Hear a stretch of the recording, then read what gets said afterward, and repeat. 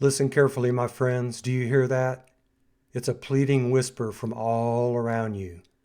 We need more CO2. We need much more CO2, please, humans.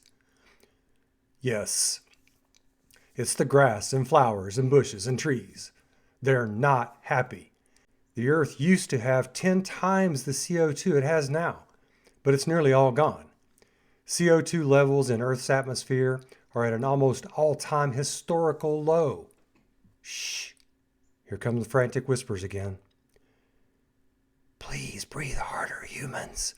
Drive your cars more, ride more airplanes, go on more cruises, build more factories, burn much more coal and gas.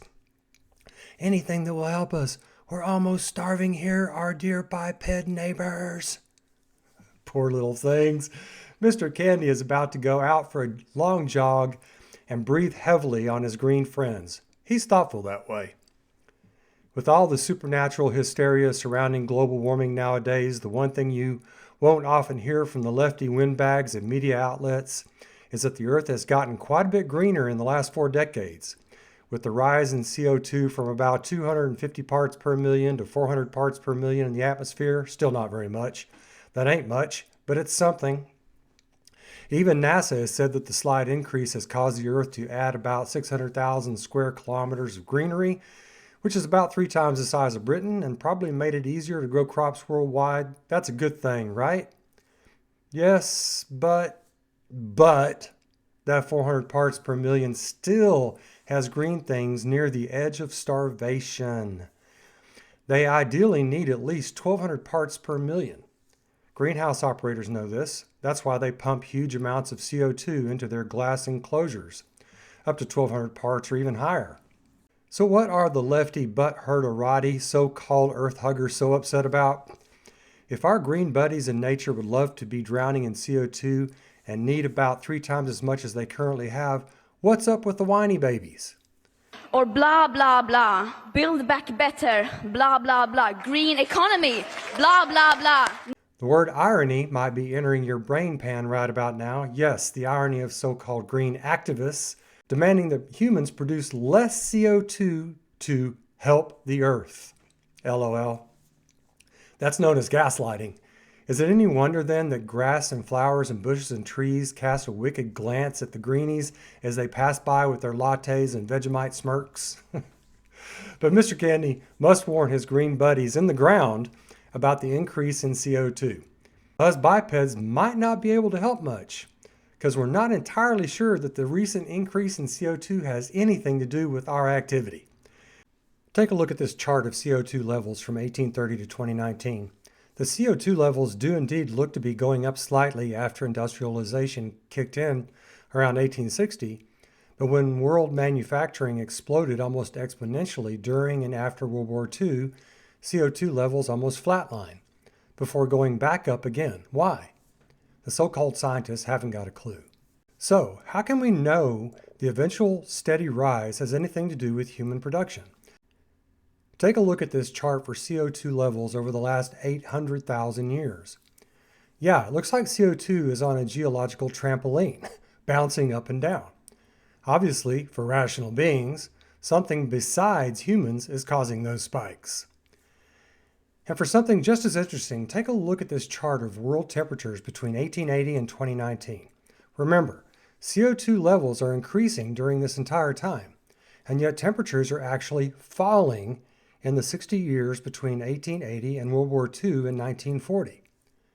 So much for a direct correlation between CO2 and warming, huh? And take a gander at what happened after World War II, when manufacturing exploded around the world, spitting billions of tons of CO2 into the atmosphere. Yes, there were several years in which temperatures actually dropped. How does that happen? Where is the direct correlation between human exhaust and the climate and CO2? So-called scientists don't know.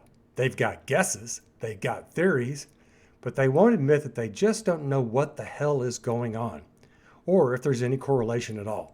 Quite the opposite. They pretend. They boldly go where morons have gone before, pretending that they know for sure, without a doubt, that more CO2 does cause warming. These same so-called scientists also don't know why the Earth mostly cooled down between 1945 and 1975. For 30 freaking years, while the entire human world went crazy industrial, exponentially increasing output, while CO2 was being pumped into the atmosphere at unprecedented levels, the Earth actually chilled a bit. Pretty amazing, huh? Wrap your head around that while the Enviros currently claim that the slight warming for the last 40 years has anything to do with CO2. The fact is, we are still clawing and fighting our way out of the last ice age, and there's probably another one right around the corner. Mr. Candy hopes CO2 warms things up. No, truly. He wishes there was a correlation between CO2 increases and actual warming of the Earth. He wants the Earth to be warmer, a lot warmer. He hates the cold. He hates winters. Snow and ice are the devil's work. He wouldn't even mind the summers in the American South being a wee bit hotter.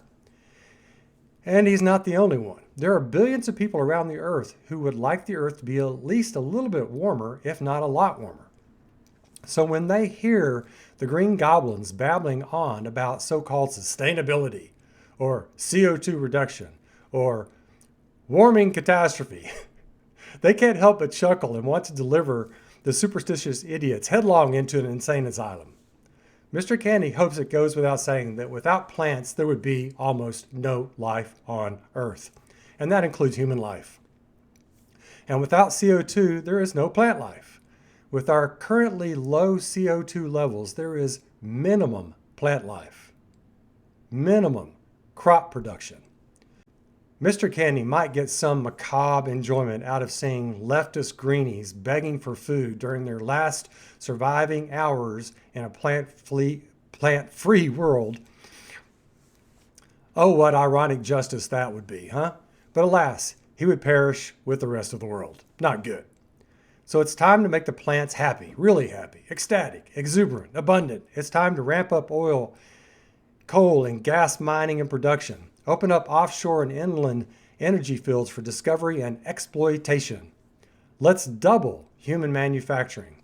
If us tiny bipeds on our giant Earth really can't take credit for the increase in CO2, then let's set our first goal at 800 parts per million of CO2 in the atmo. Let's turn our lovely planet into a giant greenhouse with bigger, better, and tastier vegetables.